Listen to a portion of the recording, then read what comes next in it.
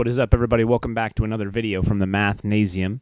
In today's video, we're going to be going over linear functions again. We're going to be talking about some other forms that they can take, as well as several applications and how we can make sense of a linear function in terms of problems we may run into and how we can find them useful. Okay, our first activity here says, let's draw the line that crosses both the x and the y axes. All right, I'm just going to make one up. I'm going to shoot one through these lines here, and we'll see what happens. Oops.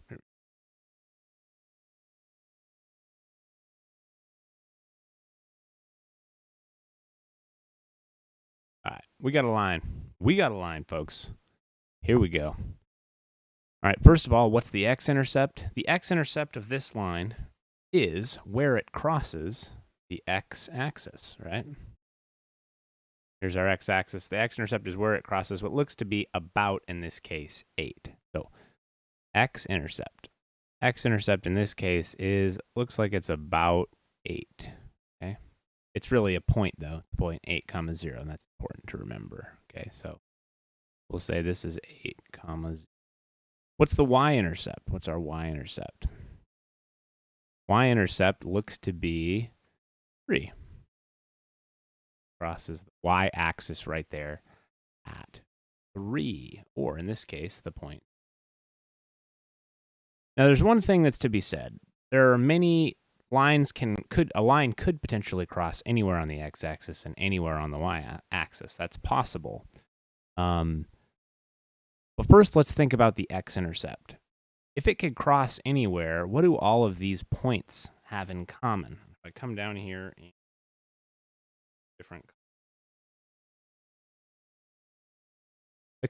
all of these points on the x-axis. So the x-intercept for this line is 8. Y-intercept is 3. But all these points along the x-axis have something in common.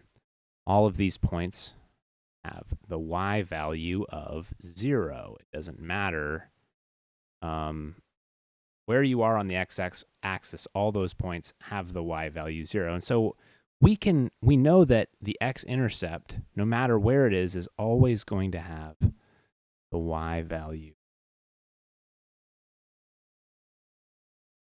Okay, as we can clearly see with a couple points that I've chosen. Similarly, we're going to come back to this, by the way. Similarly, our y-intercept is always going to have the x value 0. So a line could cross anywhere, right? Anywhere we want on the y-axis, we could construct a line that could go through those points. And all of the points along the y-axis have something in common. All of them have the x value of 0. So we think when y equals 0, that's where our x-intercept is. And when x equals 0, that's when our y-intercept is. That's where it is, okay? Is it possible for a function to have more than one x-intercept? All we need to do is find one example here that satisfies that. And you guys have seen that before, at least you should have in Algebra 1, with things like quadratics that can cross in 2 places. The reason this is this is a function, right? Passes the vertical line test. So the answer here is yes. Can a function have more than one y-intercept? No, it cannot, because if it had more than one y-intercept, right, that would mean you would have 2 points directly above each other, because they're both on the y-axis, which means it would fail the vertical line test. So the answer to this question, can it have more than one y-intercept, is a big fat no. Let's see here. Okay, we're going to graph each of these lines, except we're not going to use slope-intercept form. We're going to graph using the x and y intercepts. So I'm going to switch back to black so I don't color change in here. Green. Okay, so let's first start with our x-intercept. Remember, the x-intercept is where y equals 0. So I'm going to go over to my equation, and anywhere that there's a y, I'm going to plug in a 0 instead. Now, this is really more work than you need to do. A little trick is, if you're going to plug in 0, 7 times 0 is just 0. You can kind of just cover it up with your thumb and then solve the equation. That will work. But I digress.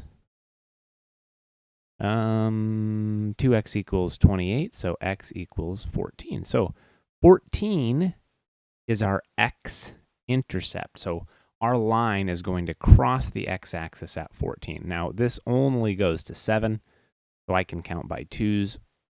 6, 8, all the way up to 14, which means our x-intercept will be right here. All right? And our y-intercept is where x equals 0. We can repeat this process. I'm going to encourage you to try this on your own. Plot the point and connect the two dots together to form your line. Okay, here we go. 2 times 0 plus 7 times y equals 28. 7y equals 28. Y equals 4. Now, I think I should probably just keep this the same. You can use the same scale if you want an even zoom to 4. Or you could label them as 1, 2, 3, 4. It really doesn't matter. And if that works, there's the line through my points. So, okay. So you just need 2 points to graph a line. We found the x and y intercepts, and we're done. Pretty straightforward. That's exciting. I like that method. Okay, is this a function? The answer, of course, is yes. You can justify your answer by saying every input has exactly one output, or you could say it is impossible to draw a vertical line that passes through this line twice. Let's move right along. Graph using the x and y intercepts. Oh, interesting. This is not how I taught it in class. I'm going to kind of think about this both ways here. Man, there's too many ways to teach this. This is brutal. You know what? I'm hardcore. I'm going to do all three. Let's start with the x or y intercepts, and then I'll kind of show you a couple other ways to think about this. Y equals 3. All right, so if you plug in to find the x-intercept, you plug in y equals 0. If you plug in y equals 0, look what happens. You get 0 equals 3. That's a problem. That's a false statement, which means since this is false, there is no x-intercept. Okay, so if there's no x-intercept, that means the line never crosses this. So it's parallel to this. So let's try and find the y-intercept. The y-intercept is where x equals 0. Oh, this is a weird way to do it. Oh, man, that's strange. Y-intercept is where x equals 0, but we can't plug in x anywhere. So the y-intercept is just 3. So we found our y-intercept. Hooray! And there was much rejoicing. So it crosses right here. So it crosses right here, and we know that it's parallel. Okay, I'm going to tell you a couple other ways you can think about this problem. And the last way makes the most sense to me.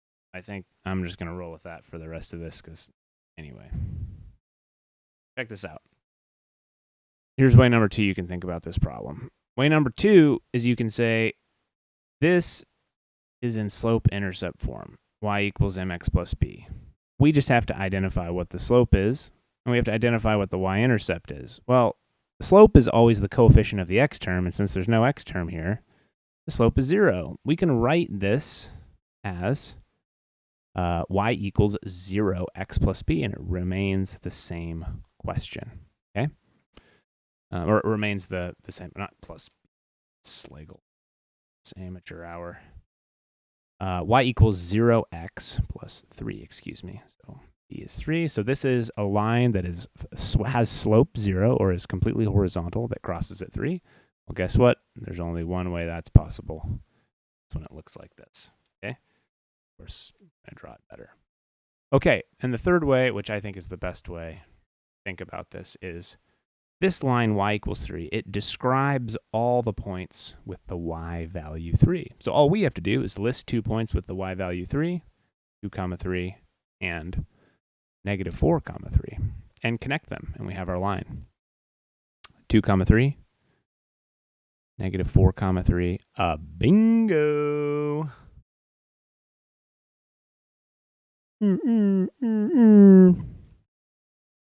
Got our line.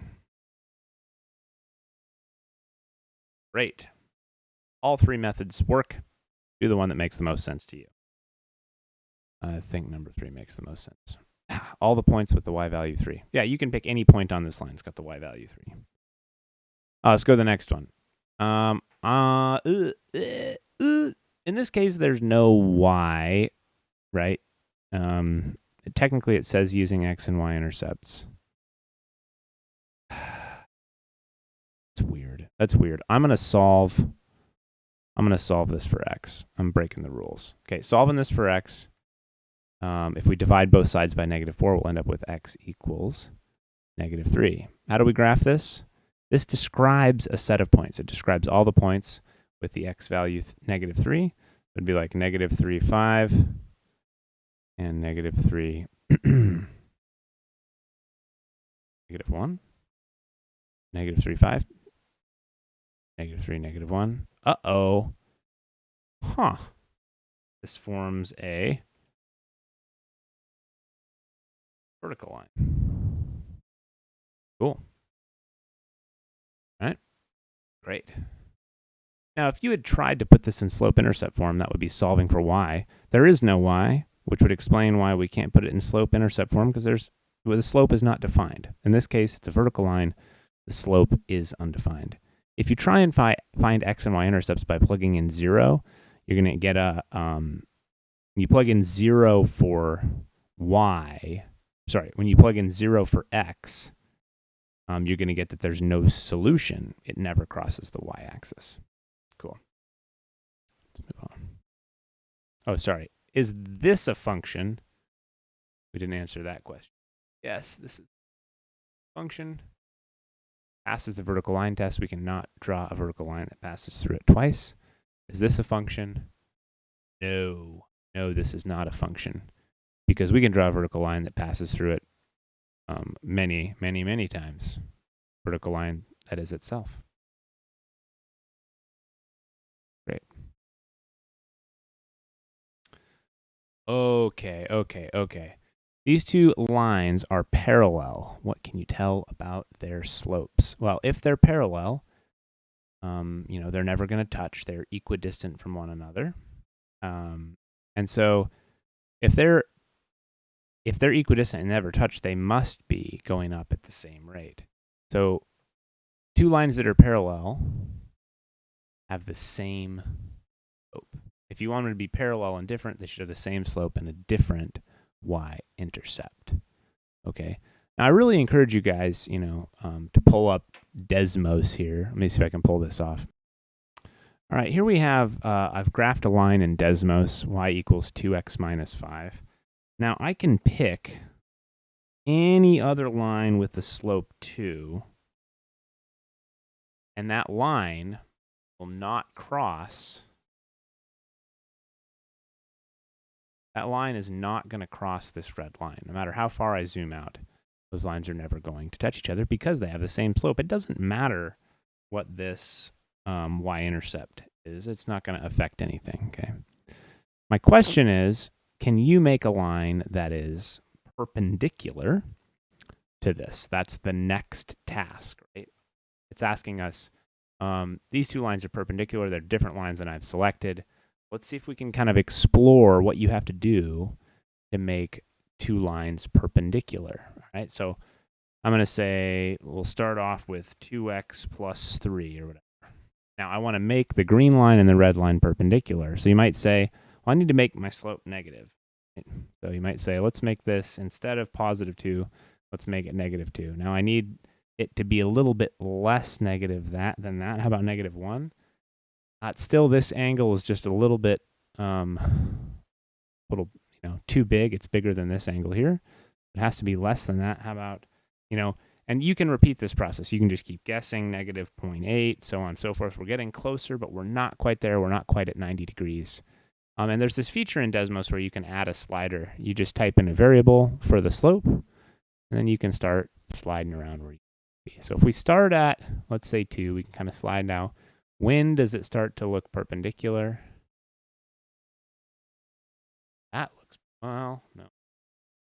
Yep, there we go. That's it. This is perpendicular. This line is perpendicular. So the question is, what do 2 and negative 1/2 have in common? Because that's the slope we have selected here. Let's cross this out and let's put in negative 1/2 for A.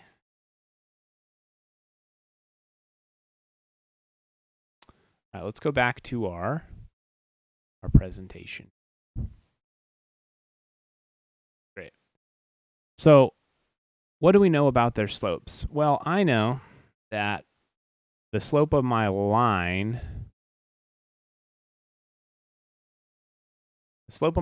was 2, and the slope of the line, so I'll say the M of my line, the slope of the line perpendicular to that line was negative 1/2. So how are these two related? Okay, and it turns out that the slopes of these two lines, if you want to create a line perpendicular to another line, so intersecting at a right angle, you want slopes that are opposite. That means if it's positive, you make it negative. If it's negative, you make it positive. Opposite reciprocals. Opposite reciprocals. That means you change the sign and then you flip the fraction to get the slope of the line perpendicular. So for example, if I have my first line has a slope of -5, and I want to get the slope of the line perpendicular to that line, this is negative, so you make the next one positive, and 5/1 flipped, or the reciprocal of 5/1 is 1/5. So you change the sign, flip the fraction. Okay. 2/3, the slope of the first line is 2/3, and you want it to be perpendicular, then we would do opposite, so negative, and then flip the fraction, 3/2. We had this interesting discussion in class. What's the slope of a line perpendicular to slope 0? Well, if you flip the fraction and make it negative, you end up with -1 divided by 0, and we can't divide by 0. So this line is undefined, right? And that should make sense. Horizontal line, right? The slope of the line perpendicular. It is.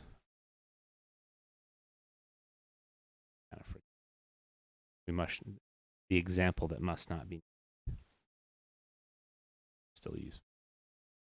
Okay, cool. And you can make up your own problems here. Well, we're going to see some examples here in just a second. Okay, so this is asking us, write an equation of a line that passes through a given point and is parallel to the line. So for part A, in your notes, we're asking for parallel. For part B, we're asking for perpendicular. So I want a line that's parallel to this line, but it passes through this point. Let's head on over to Desmos. All right, so that was y equals -1/4 x. What was the plus 2? -1/4 x plus 2. So that's our red line, -1/4 x plus 2. So we want a line parallel to this line that passes through 3, -5. So it can't touch this line, and it's got to pass through 3, -5, this point right here where my mouse. All right, so if we want to create that line, it's really quite simple. All you do is you recognize that those two lines have to have this same slope. So the slope of my line that is parallel to that line is going to be also -1/4. So we're going to come down here. We're going to use point slope form and this point to write the equation. That's y minus -5 equals -1/4 times x minus 3. Now this, of course, can be changed into y plus 5 equals -1/4 x minus 3. All right, let's go check our work on Desmos. Let's see if that pans out. Take a look. So I said y equals -1/4 x. Whoops. X said something. Oh, no, I didn't. Y plus 5 equals -1/4 fourth x. Y plus 5, negative 1/4 x, parentheses, minus 3. There you go. There's our line. It travels through 3, negative 5, and it has, it looks like if we zoom out, they stay equidistant from one another the entire time. It's pretty exciting. Yeah, pretty exciting. Okay, let's go on to the next question. It just says leave your answers in point slope. That's fine. Write the equation of a line that passes through the given point and is is perpendicular. This is part B. Perpendicular to the given line. Leave your answers in point slope. So here we go. We need to be perpendicular to this line. The problem is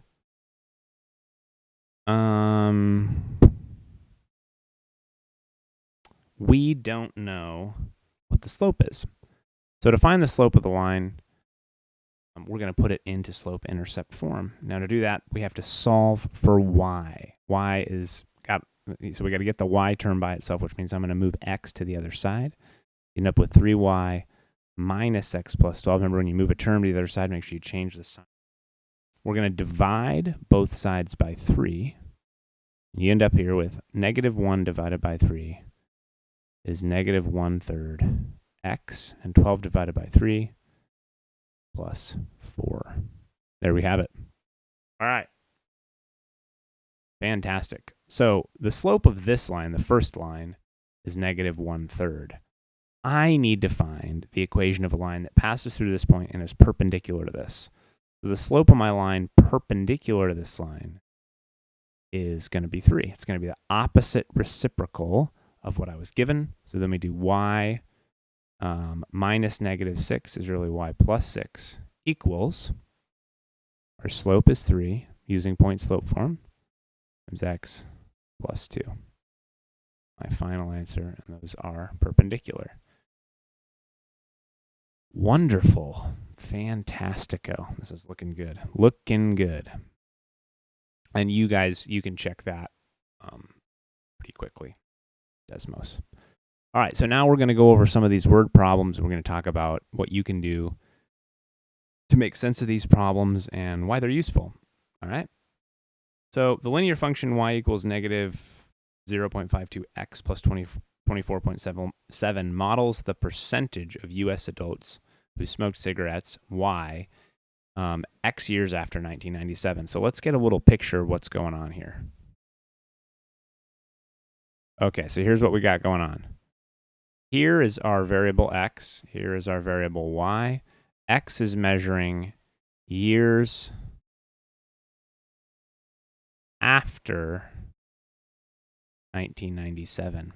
And y is measuring the percent of U.S. adults who smoke cigarettes, right? So what does our line look like? Well, we know it has a y-intercept. I'm just going to pick a random spot up here. A y-intercept of 24.7. Okay, and as the line progresses, it's going to have a very gradual negative slope heading downward like this. So it's going to be kind of angled downward very gradually. What this is asking us is it's asking us to interpret. What does that mean? Interpret means make sense of. How do we make sense of these two numbers in the context of the problem? So using these units, what does this mean? So let's go ahead and give it a shot. My slope is negative 0.52. Remember, slope is delta y over delta x. It's the change in y over the change in x. So I need to think about it like a fraction. It is negative 0.52 divided by, you can put any number, over 1. Now this has physical meaning in the context of smoking and adults who smoke in the United States. All right, so what we're going to do here is we're going to try and make sense of what this means. The change, so this is the change in y divided by the change in x. So how we say this is we say, for every year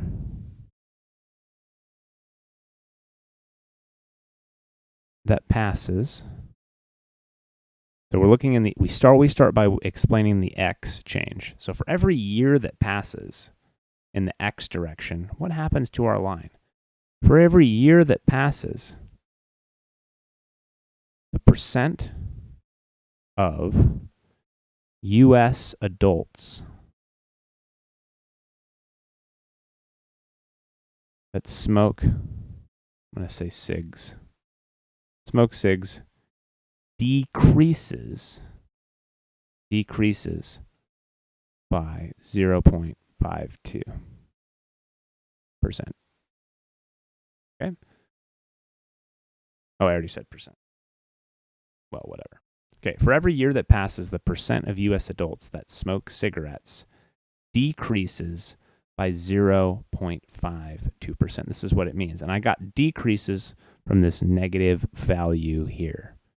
Okay, cool. We should be, that should be hopefully making some sense.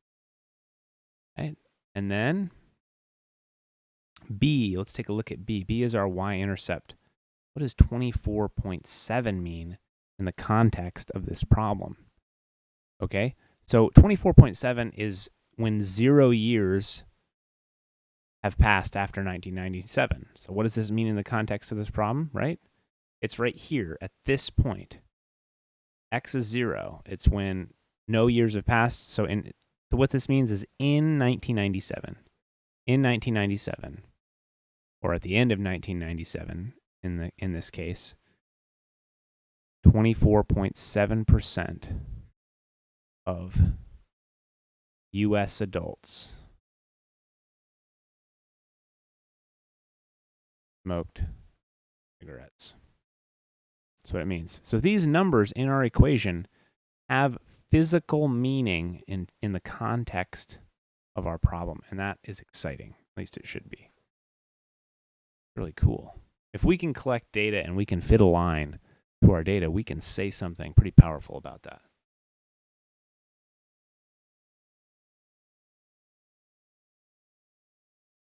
All right, let's take a look at this next one. There are 1,000 gallons in a pool, which a pump removes at a rate of 50 gallons per minute. Write an equation to find the amount of water in the pool, y, after t minutes. Interpret the slope. All right, a whole handful of things going on here. So it says, so t represents our horizontal axis, right? Time is passing, the amount of water is draining. That's how we know y represents the amount of water in the pool. Also, it tells us. So we're going to write an equation that models this, right? So we're given two numbers, which means one is likely the slope, one is likely the y-intercept here. So let's think about this for just a second. So it almost helps to think about the context of the question first in order to formulate the equation, but we'll do it in reverse just so for kicks and giggles. You kind of have to understand what's going on. Water's leaking out of this pool, or it's pumping out of this pool at 50 gallons per minute. But the overall water is decreasing over time. So it says the amount of water in the pool, the water is decreasing over time. So a decrease means my rate of change would be negative 50 times t, which is the in minutes, right? So perfect. And we're starting with 1,000 gallons in the pool. So it's going to be plus 1,000. Now, as time passes, things are going to decrease. So what do these things mean in the context of our problem? Well, we've kind of already said. What does 50 mean? The slope of negative 50? It means, remember, delta y over delta x. Delta y here, what's the change in y? That's gallons. This is gallons per minute. It says that right there in the units. Right? So what does this mean in terms of the problem? It means for every minute that passes, notice how I'm always starting by explaining the unit change in x. So for every single minute that passes, right? For every year that goes by, for every minute that passes, the pump drains 50 gallons. So we're explaining it in the context of the question, right? Pump is going to drain 50 gallons. That's what the slope means. You can see that as minus 50 over 1. Every minute that passes, the pump drains 50 gallons. Okay, what does B mean? This means that B equal 1,000. This means before the pump starts, there are 1,000 gallons in the tank, right? Pretty exciting. All right, so we've kind of got the context down here. So the formula for interpreting the slope is for every unit change in x, right? Then forever the unit change in x, whatever the variable of y is going to change, increase or decrease by m, kind of the whole general equation, right?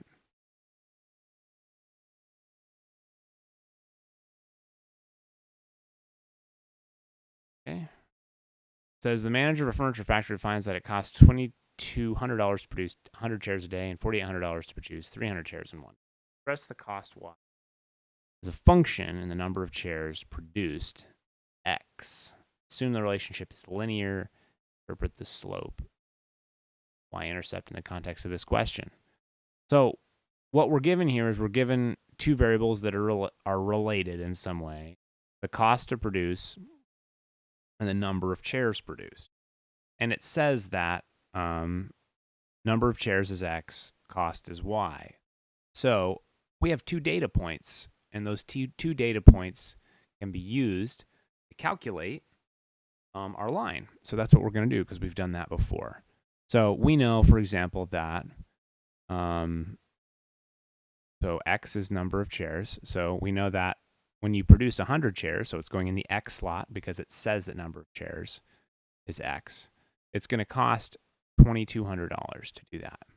Okay. We also know that when we produce 300 chairs, that's going to cost $4,800. Now you might notice here, 2,200 divided by 100 and 4,800 divided by 300 are not the same. That means there's some other lurking costs in here that we're going to have to kind of reason out.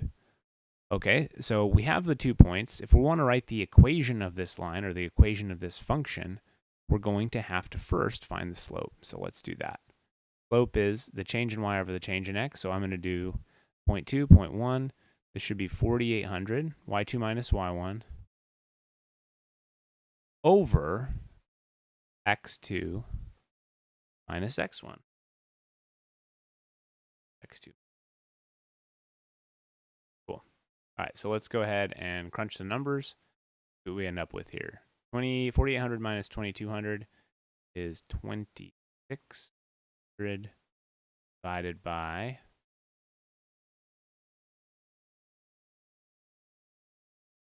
600 divided by 200. And we can kind of simplify this out. 2,600 divided by 200 is the same. 2, which is 13. Okay. That is our slope. Slope is 13. And remember, it's the change in y over the change in x. Y is cost, x is the number of. Great, so we've got our slope. All right. So let's go ahead and, well, let's just interpret that right now. What does that slope mean? It's change in y over change in x. We always start by saying,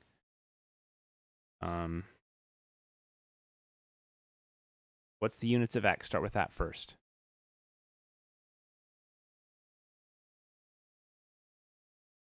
X is singular chairs, right? So we're talking about chairs. So this is the cost per chair, right? So each individual chair costs $13 to make. So it costs, basically, you could, if you're following my formula, right, you'd say for every chair you make, it costs $13. You can write it that way. That's fine. For every chair made, costs $13. But this kind of sounds like you're giving a riddle. You could just say, it costs $13 to make a chair. That's perfectly acceptable. I'm kind of following that formula. Great. All right, let's plug this in. Let's find the y-intercept by using point slope form. So we're going to say y minus, and I'll just pick a point, y minus 2200 equals 13 times x minus 100. Cool. All right. Y minus 2200 equals, in this case, 13x minus 1300. Okay, now we're going to add 2200 to both sides. So our to get our y-intercept is going to be 13x minus 900 plus 900.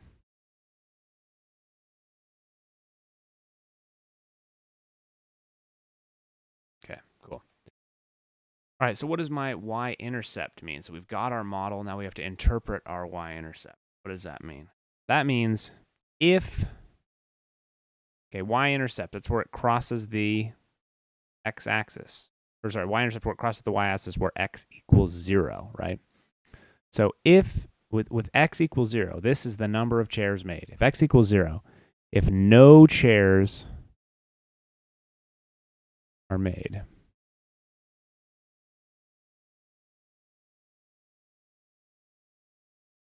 it still costs $900. Keep factory open. Maybe you're paying for electricity to keep things running. Maybe you're paying for people to show up. Who knows? There's some other lurking costs, even if you're not producing chairs. Just the way things go in this case. Maybe you're, maybe just heating, any of those part of the equation. Okay, cool. So we've interpreted the slope. We've interpreted the y-intercept. We know what those mean. Context of the problem.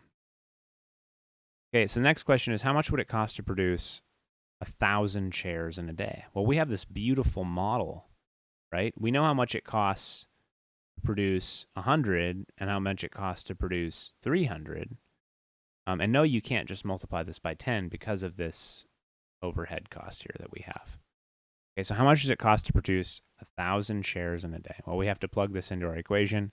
That would be y equals 13 times the number of chairs produced, which is 1,000 plus 900. So this is 13,003 plus 900 gives us our final answer of $13,900.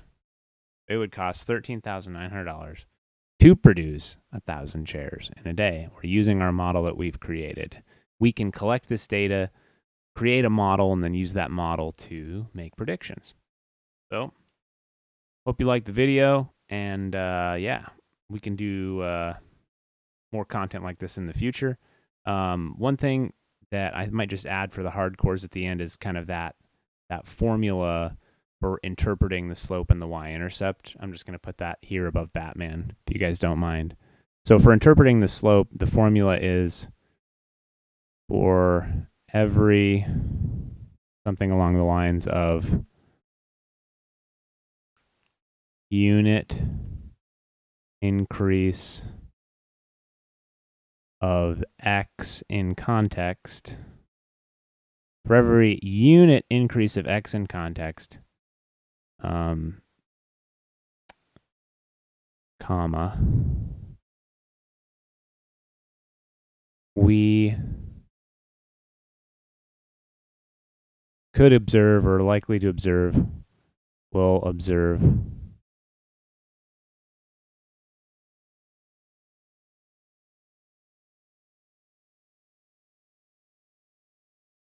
an increase, or rather, we will observe a, rephrase it.